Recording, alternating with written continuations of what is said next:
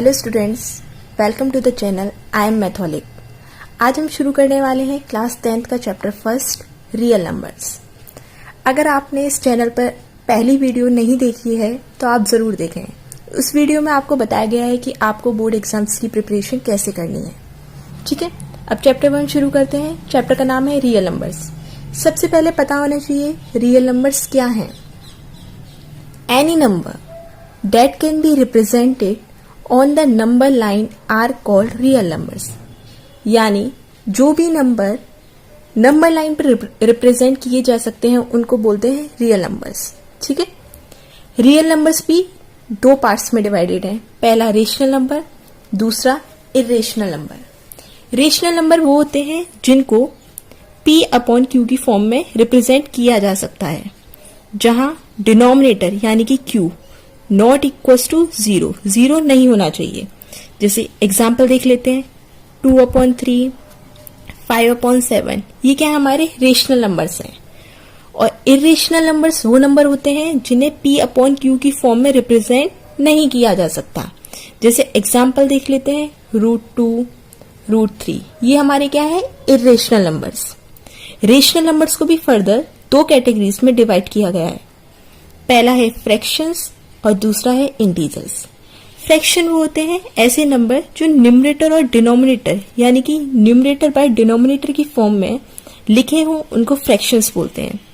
जैसे एग्जांपल 2/7, 3/4, ये क्या है, हमारे फ्रैक्शंस। और इंटीजर हमारे नेगेटिव भी हो सकते हैं, 0 भी हो सकते हैं और पॉजिटिव भी हो सकते हैं, यानी -∞ से लेकर 0 से लेकर इन्फिनिटी तक। एग्जाम्पल देख लेते हैं, -2, -1, 0, 3, 5, ये हमारे क्या है, इंटीजर्स हैं। तो शुरू करने से पहले हम थोड़ा दो पॉइंट्स पर ध्यान देते हैं। पहला एलोगरिथम, दूसरा लेमा। एलोगरिथम और लेमा दो वर्ड्स हैं, इनका मीनिंग क्या है, एग्जैक्ट मीनिंग। जो एलोगरिथम है वो क्या है, an algorithm is a series of well defined steps which gives a procedure for solving a type of problem.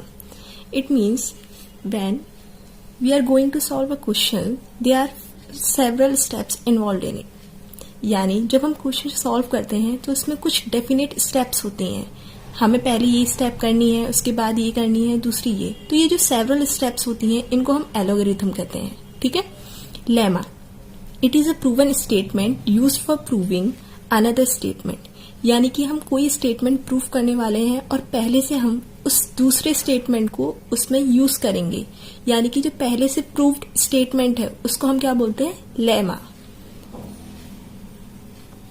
अब बात कर लेते हैं थ्योरम फर्स्ट की, Euclid division lemma. Given positive integers a and b, there exist unique integers q and r satisfying the condition a is equal to bq plus r। इसका मतलब है अगर हमारे दो इंटीजर्स गिवन है a और b, तो हमारे दो यूनिक इंटीजर एग्जिस्ट करेंगे q और r।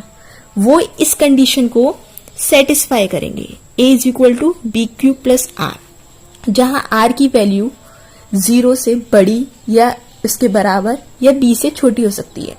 अब ये थोड़ा कॉम्प्लिकेटेड सा लग रहा है कि ये स्टेटमेंट क्या कह रहा है। चलो एक एग्जाम्पल देख लेते हैं। मान लो 25 को डिवाइड करना है 4 से, 4 6 24, रिमाइंडर आया हमारा 1।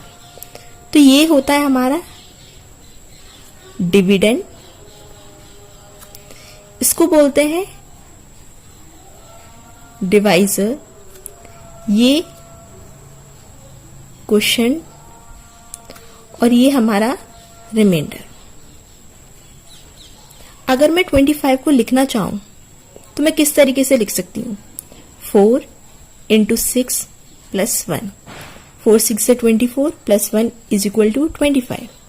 और अगर वर्ड्स में लिखें तो डिविडेंड बराबर divisor into quotient plus remainder. अब इसका मतलब क्या है, मान लो हमें दो नंबर गिवन थे, ये नंबर a है और ये नंबर बी है। ए डिविडेंड का काम करेगा, बी डिवाइजर का काम करेगा, और इसको मान लिया हमने क्यू और ये रिमाइंडर आर। तो वही चीज तो आ गई, डिविडेंड की जगह हमने ए लिख लिया, डिवाइजर हमारा बी था, क्वोशिएंट हमारा क्यू और रिमाइंडर हमारा R. This is Euclid division lemma, जो हम पहले से जानते हैं कि जो डिविडेंड है वो divisor into quotient plus remainder होता है। ठीक है, अब यूक्लिड डिवीजन लेमा से किस टाइप के क्वेश्चन सॉल्व होंगे उससे पहले हम बात कर लेते हैं एचसीएफ क्या होता है। हाईएस्ट कॉमन फैक्टर, इसकी फुल फॉर्म क्या है? Highest common factor. अभी एक्चुअली है क्या, जैसे हम बात कर लेते हैं 24 और 36, दो नंबर ले लिए हमने। ठीक है, अब इनके हाईएस्ट कॉमन फैक्टर क्या हो सकते हैं? सबसे हम पहले क्या करेंगे, 24 के प्राइम फैक्टराइजेशन करेंगे। ठीक है, 2 12, यानी कि हम सबसे स्मॉलेस्ट प्राइम नंबर से पहले डिवाइड करते हैं, नंबर डिवाइड हो रहा है कि नहीं, उसके बाद हम जाएंगे 2 12 24। अब 12 2 से फिर से जा सकता है, तो 2 6 12। ठीक है, अब 6 2 से फिर से जा सकता है, 2 3 अब ये 2 से नहीं जाएगा 3, तो किससे जाएगा? नेक्स्ट प्राइम नंबर 3 से। ठीक है, तो इस 24 के प्राइम फैक्टर्स क्या हो गए हमारे? 2 इंटू 2 इंटू 2 इंटू 3। तो हमें इस तरीके से लिख सकते हैं 2 इंटू 2 इंटू 2 इंटू 3। और थोड़ा नोटेशन या शॉर्ट फॉर्म में से कैसे लिख सकते हैं? 2 की पावर 3, कितने 2 आए? 1 2 3। ठीक है, इंटू 3। ये तो हो गया हमारा 24 के लिए। अगर हम 36 के लिए निकालें तो ये 2 से जा सकता है, 2 1 2 2 8 16। अगेन ये 2 से जा सकता है, 2 9 18। क्या ये 2 से जाएगा? नहीं। अब नेक्स्ट प्राइम नंबर कौन सा है? 3 3 3 9, 3 1 3। प्राइम नंबर्स वो होते हैं जो खुद के टेबल में और 1 से डिवाइड होते हैं, यानी कि जिनके केवल 2 फैक्टर होते हैं, नंबर इटसेल्फ एंड 1। ठीक है, तो हम 36 को किस तरीके से लिख सकते हैं? 2 इंटू 2 इंटू 3 इंटू 3। और इसे शॉर्ट में कैसे लिख सकते हैं? 2 की पावर 2 इंटू 3 की पावर 2। अब देखो इसमें कॉमन फैक्टर कौन कौन से आ रहे हैं? यहाँ 3 बार 2 है, यानी कि 1 2 3, और यहाँ 1 2 बार है, तो हम सबसे कॉमन कितने ले सकते हैं? 2 2 ले सकते हैं, यानी कि 2 की पावर 2। यहाँ 3 देखो 1 है, और यहाँ 3 कितने हैं? 2। तो कॉमन कितनी बार आ सकता है? केवल 1 बार। तो कितना आ गया? 3। तो ये इसका एचसीएफ हो गया। खोलना चाहो तो लिख सको 2 2 2 का स्क्वायर मतलब 2, कितनी बार आया है? 2 बार, इंटू 3। 2 2 4 4 3 12, और 12 क्या हो गया इसका? HCF, highest common factor. किसका? 24 और 36 का। ठीक है, अब देखते हैं यूक्लिड डिवीजन लेमा को अप्लाई कैसे करना है दो नंबर सी और डी का एचसीएफ फाइंड करने के लिए। ठीक है, हम एग्जाम्पल ले लेते हैं, बुक का एग्जाम्पल नंबर 1। हमें फाइंड करना है एचसीएफ ऑफ 4052 एंड 12576। हमें चेक करना है इनमें से नंबर बड़ा कौन सा है। हमें पता है 12576 4052 से बड़ा है, तो हमारी पहली स्टेप क्या होगी? हमें 12576 को डिवाइड करना है 4052 से। बड़े नंबर को छोटे नंबर से डिवाइड करना है। ये कितने टाइम्स आएगा? 3 टाइम्स। ये आएगा 6 5 12। रिमाइंडर बचा हमारा 420। तो इसे लिख सकते हैं 12576 is equal to 4052 into 3 plus 420। ये डिविडेंड है हमारा, ये divisor into quotient plus remainder. ठीक है, अब नेक्स्ट स्टेप में हमें क्या करना है? अब हमारे लिए ये डिविडेंड हो जाएगा और ये हमारे लिए डिवाइजर। ठीक है, अब हमें 4052 को डिवाइड करना है 420 से, और ये स्टेप्स तब तक करनी है जब तक कि हमारा रिमाइंडर 0 ना आ जाए। ठीक है, अब हमें 4052 को किससे डिवाइड करना है? 420 से। करके देख लेते हैं। 420 से डिवाइड करना है 4052 को। ये जाएगा 9 टाइम्स, आंसर आएगा हमारा 3780। ठीक है, जब माइनस किया तो हमारे पास आएगा रिमाइंडर 272। तो इसे लिख सकते हैं 4052 को कैसे लिख सकते हैं? 420 इंटू 9 प्लस रिमाइंडर हमारा कितना आया है? 272। अभी रिमाइंडर 0 नहीं आया है, इसका मतलब ये स्टेप और आगे चलेगी। थर्ड स्टेप में ये हमारा डिविडेंड, ये हमारा डिवाइजर। ठीक है, अब 272 से डिवाइड करना है किसको? 420 को। ये 1 टाइम जाएगा 272, रिमाइंडर हमारा बचेगा 148।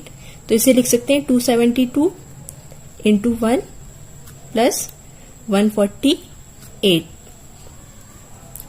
अगेन ये हमारा डिविडेंड का काम करेगा।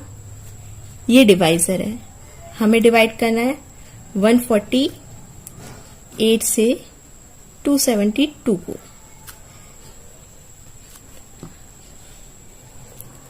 हमें डिवाइड करना है 272 को 148 से।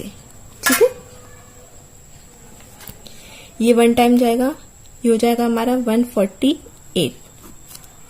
रिमाइंडर बचा हमारे पास 124। This is reminder. तो इसे लिख सकते हैं 148 into 1 plus remainder 124। Again step, ये स्टेप्स हमारी ज्यादा हो सकती हैं, पर इससे इजीली हमारा 2 नंबर का HCF आ सकता है जब नंबर हमारे क्या हो? बड़े हो। ठीक है, अब लिखना है 148 फिर 124। हमें डिवाइड करना है 124 से 148 को। ये जाएगा हमारा 1 टाइम 124, रिमाइंडर बचेगा हमारा 24। This is remainder 124 into 1 plus 24। 24 हमारा डिविडेंड है, 24 हमारा डिवाइजर है। जब इसे डिवाइड करेंगे ये 5 टाइम्स, रिमाइंडर बचेगा हमारा 4। ठीक है, अगेन 24 को डिवाइड करेंगे 4 से। 4 लेना हमें, 4 6 24, रिमाइंडर बचा 0। यही हमारी आके स्टेप्स रुक जाएंगी। अब ये जो 4 है, यही हमारा क्या होगा? HCF। किसका HCF? HCF ऑफ जो हमने पहले नंबर दिए थे 12,576 एंड 4052। देखा आपने कि इतने बड़े नंबर्स का HCF हम कितने इजीली निकाल सकते हैं। अब कुछ लोगों को ये स्टेप्स काफी लग रही होंगी, पर स्टेप्स ज्यादा हैं, पर स्टेप्स क्या हैं? इजी हैं। ठीक है, तो इस तरीके से हमें यूक्लिड डिवीजन लेमा का यूज करके हमें क्या निकालना है? HCF of 2 numbers. ठीक है, आज की वीडियो में इतना ही। आगे के एग्जाम्पल और एक्सरसाइज 1 के लिए नेक्स्ट पार्ट जरूर देखें। Thank you.